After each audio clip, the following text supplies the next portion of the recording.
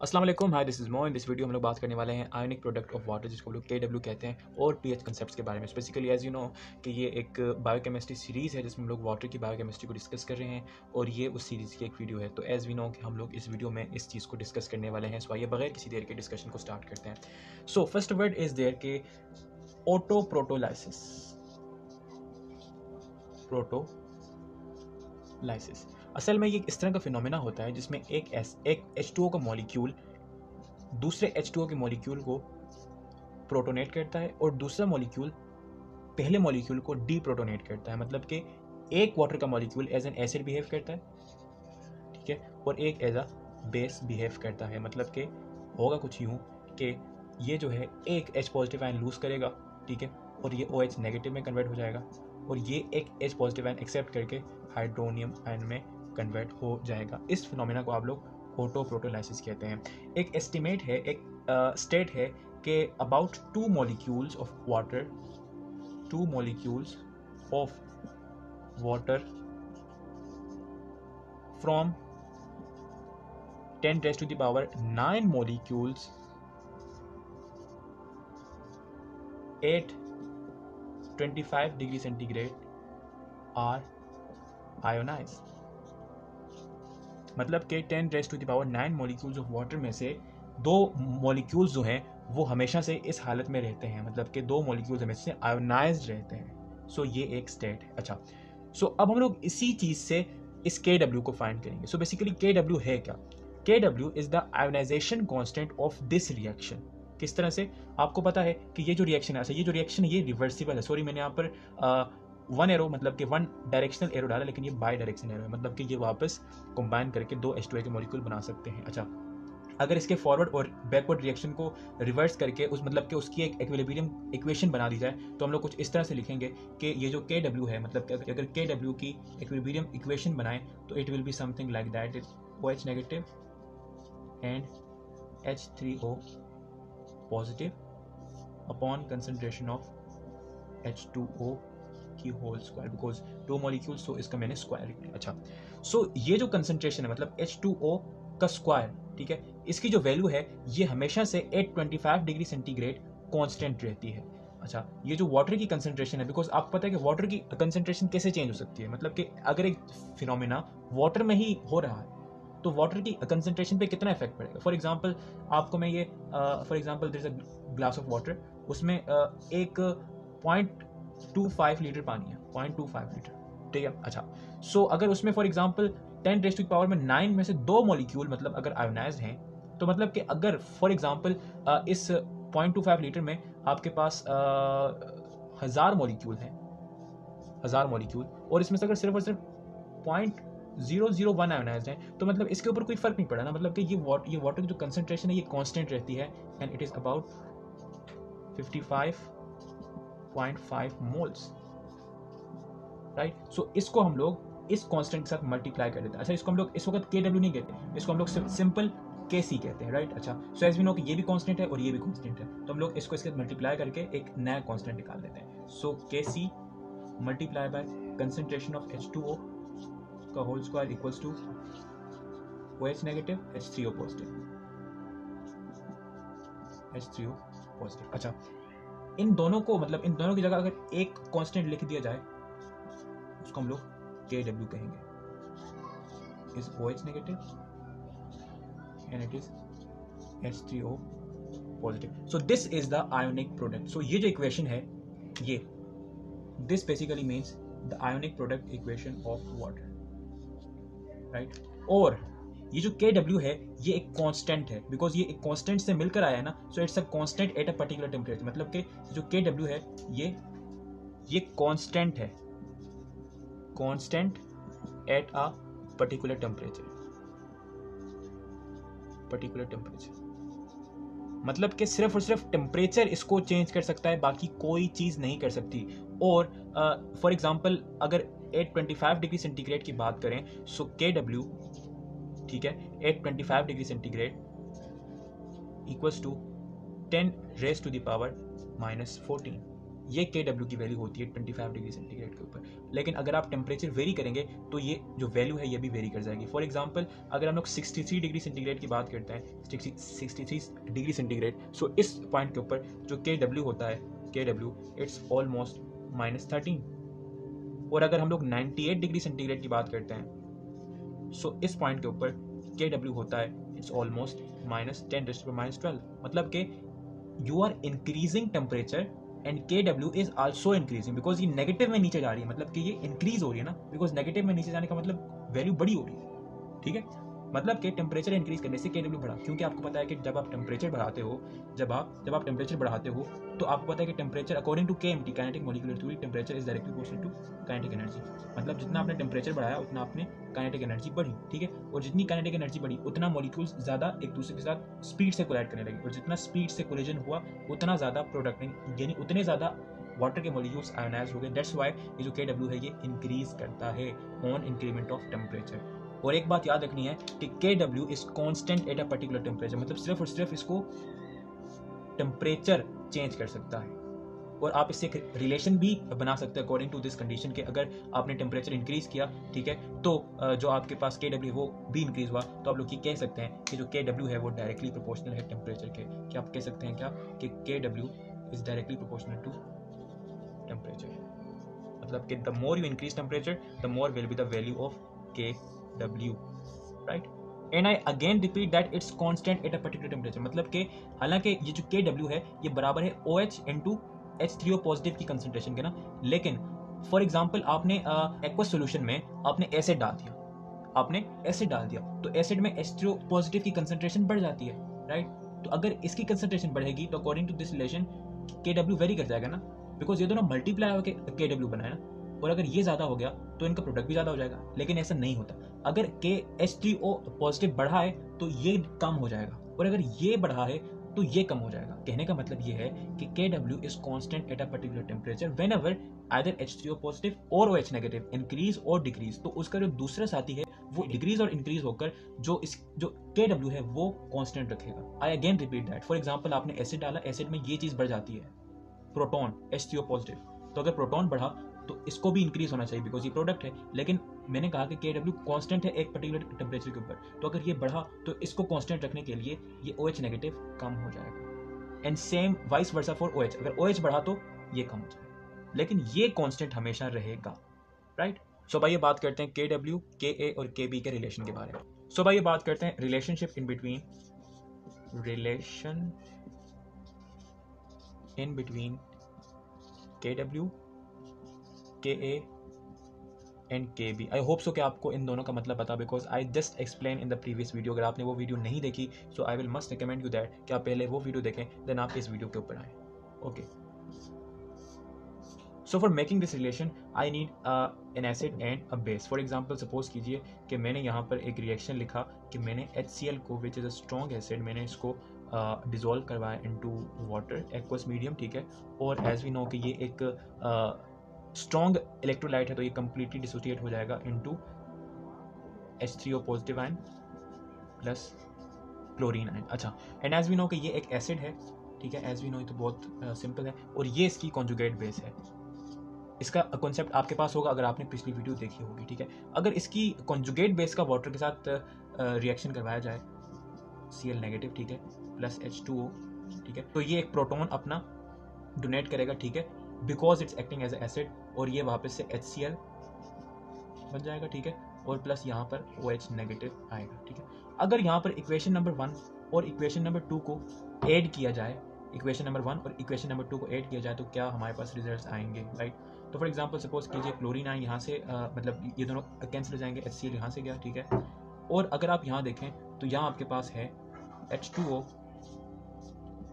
Equals to OH negative, sorry पहले हम लोग प्रोटॉन लिखते हैं अकॉर्डिंग टू द इक्वेशन, ठीक है, प्लस OH नेगेटिव। सो मतलब कि in both of this reaction the conclusion is that कि H2O is breaking into hydronium ion and OH negative, right। अच्छा, इसको थोड़ा सा स्टॉप करते हैं और हम लोग एक और इससे लिंक्ड सिनेरियो ऑब्जर्व करते हैं या फिर सपोज करते हैं।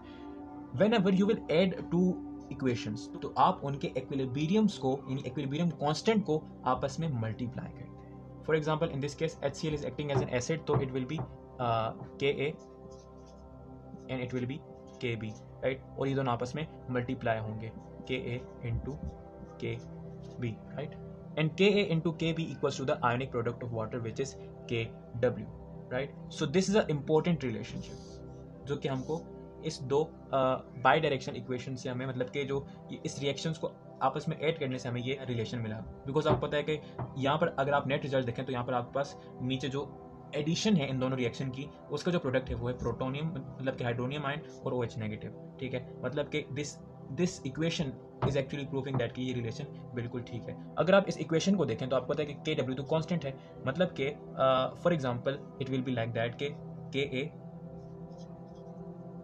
Equals to Kw upon Kb, so Kw is constant, right, so Ka is proportional to 1/Kb, right, so this is also a very very important relationship कि Ka जो है वो Kb का इन्वर्सल रिलेशनशिप में होता है। अच्छा, अब इसका क्या मतलब है? इसका मतलब ये है stronger the acid weaker will be the conjugate base and vice versa, stronger the base, और बेस को MOH से लिख रहा हूं, base weaker the conjugate acid, मतलब कि जितना ज्यादा स्ट्रॉन्ग एक एसिड होगा उसकी कॉन्जुगेट बेस उतनी ही वीक होगी, और जितना ज्यादा स्ट्रॉन्ग एक बेस होगी उसकी कॉन्जुगेट एसिड उतना ही वीक होगा।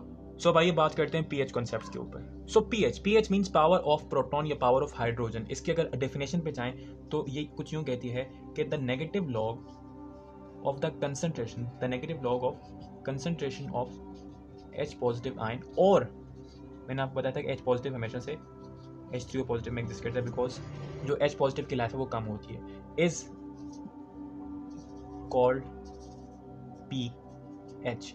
ये इन शॉर्ट बताऊं तो आपको पता है कि जो H पॉजिटिव की कंसेंट्रेशन है वो हमेशा से 10 एक्सपोनेंशियल्स में रहती है, मतलब कि negative something, for example -4, for example -7, for example -8, इस तरह से। लेकिन हमने इसको नेगेटिव लॉग करके इसको एक नंबर दे दिया कि it will be just like a number. For example आपको पता है कि pH be will be in between 1 to 14, right, उसको आगे जाकर डिस्कस करते हैं। So what it is, pH is the negative log. मैं इसको यहाँ पर आपके पास फॉर्मूला भी लिख देता हूँ।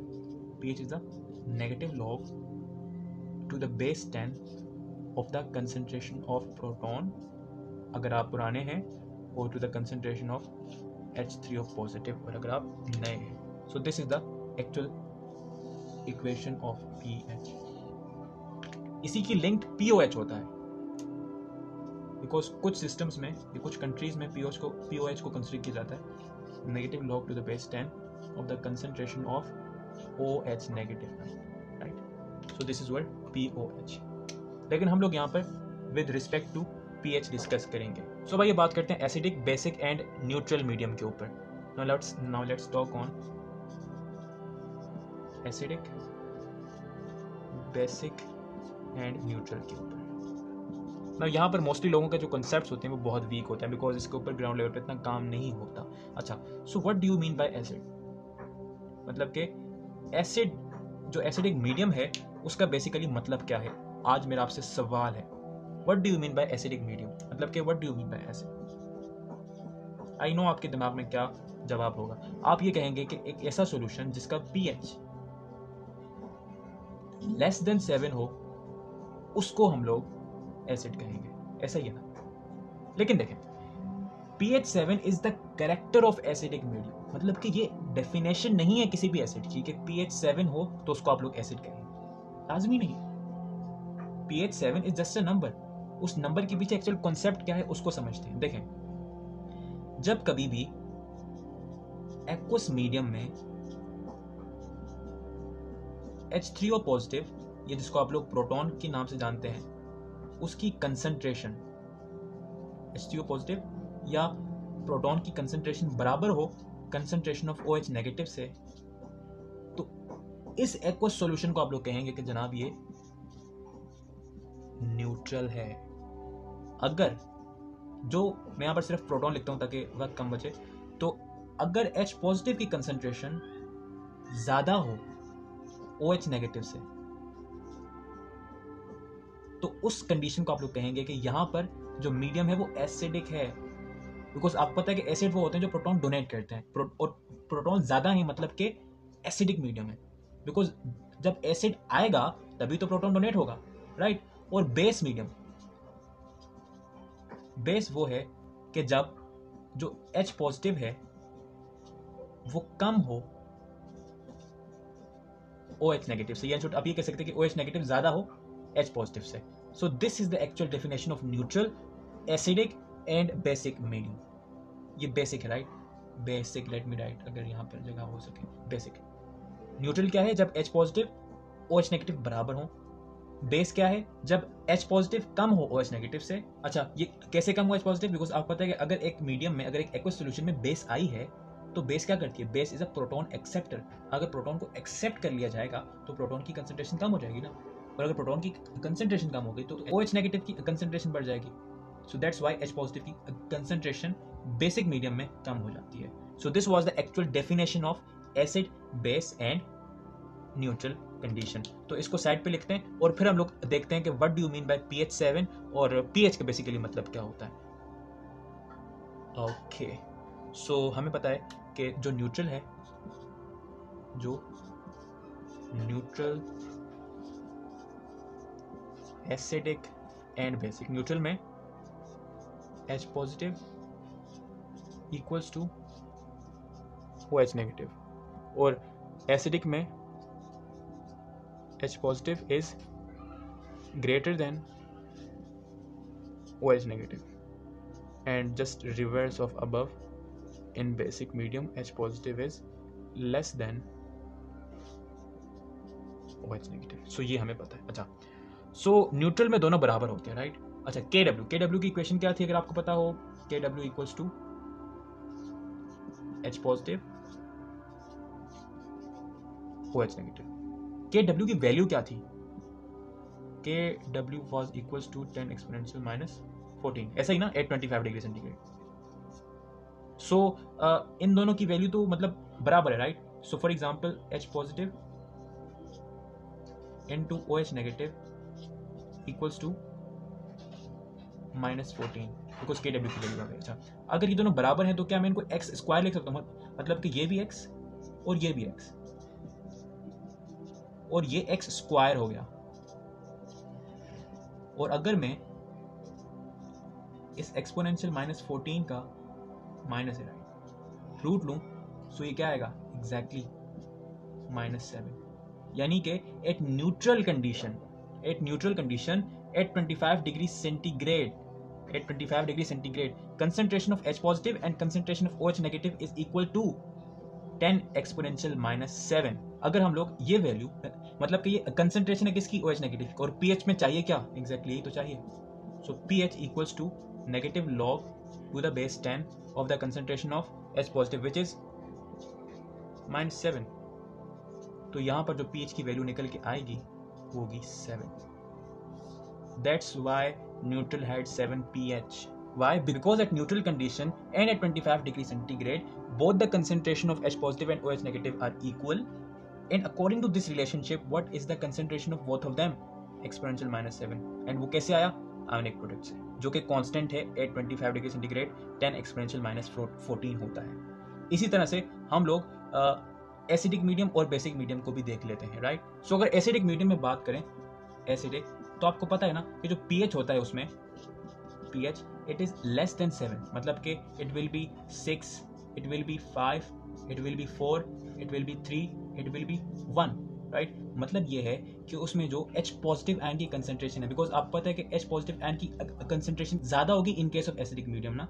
सो एसिडिक मीडियम में जो concentration of H positive ion होगी वो क्या होगी? It will be -6, -5, -4, 3, 2, 1, right? And as you can see कि यहाँ पर जो प्रोटॉन है उसकी कंसंट्रेशन बढ़ रही है। ऑफ कोर्स ये नेगेटिव में कम हो रहा है, नेगेटिव में कम होने का मतलब कि बढ़ रहा होता है कोई नंबर, मतलब कि जब भी कोई चीज़ नेगेटिव में नीचे जा रही होती है मतलब कि इट इज़ इंक्रीजिंग, राइट, मतलब कि H पॉजिटिव आयन की कंसंट्रेशन इंक्रीज कर रही है। लेकिन आपको पता है कि KW इज कांस्टेंट, तो अगर ये नीचे आ रही है तो इसको नेगेटिव में ऊपर जाना पड़ेगा, मतलब अगर ये बढ़ रहा है तो इसको कम होना पड़ेगा ताकि KW कांस्टेंट हो। दैट्स व्हाई हम लोग कहते हैं कि एसिडिक में H पॉजिटिव आयन की कंसंट्रेशन ज़्यादा होती है OH नेगेटिव केस में। And same is the case goes for basic medium, उसमें जो आपकी OH नेगेटिव की वैल्यू होती है वो इंक्रीज करती है, मतलब कि H पॉजिटिव को कम होना पड़ेगा, मतलब कि H पॉजिटिव को मोर टुवर्ड्स नेगेटिव जाना पड़ेगा। दैट्स व्हाई हम लोग, अच्छा ये किस में था, ये एसिडिक में था,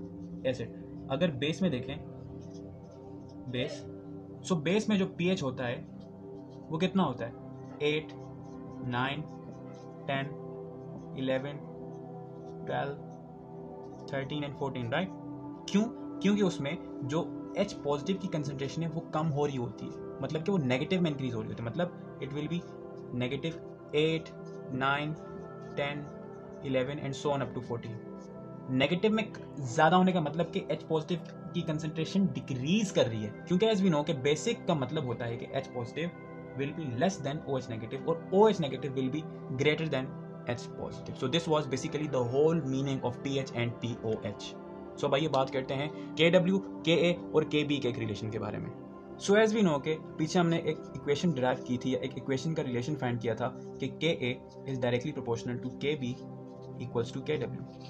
अगर हम लोग लें negative log on both side, taking negative log to the base 10 on both side, तो क्या होगा, तो अगर मैं इस KW को यहाँ ना उसको वहाँ ले जाऊँ तो कोई फर्क तो नहीं है ना, नहीं फर्क, एग्जैक्टली। तो it's negative log to the base 10 KW, ठीक है, equals to negative log to the base 10 KA into KB, right. And as we know कि जब कभी लोगैरिथम में दो टर्म्स मल्टीप्लाई होती हैं और उसके ऊपर लॉग लगा होता है तो आप उसको प्लस में कन्वर्ट कर सकते हैं, मतलब कि if log into a plus b, sorry, a into b, so it will be equals to log a plus log b। so यही रिलेशन हम लोग यहाँ लगाते हैं, तो ये क्या होगा, ये होगा negative log to the base 10 KW equals to negative log to the base 10 KA plus negative log to the base 10 KB। Negative log to the base 10 KW equals to PKW, it will be PKA, it will be PKB, right। अच्छा, KW की value क्या थी, 10 exponential minus 14। So if negative log to the base 10 exponential minus 14 का log का negative log लें, so it will be equals to 14, मतलब कि PKW equals to 14 equals to PKA plus PKB। So this is a very important relationship.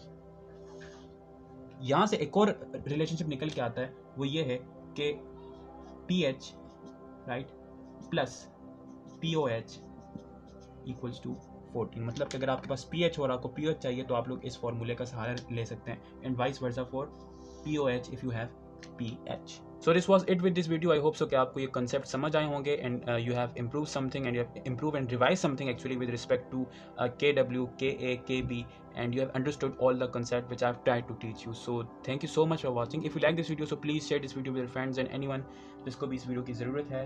Just thank you so much for watching. Have a nice day. Take care yourself. Goodbye.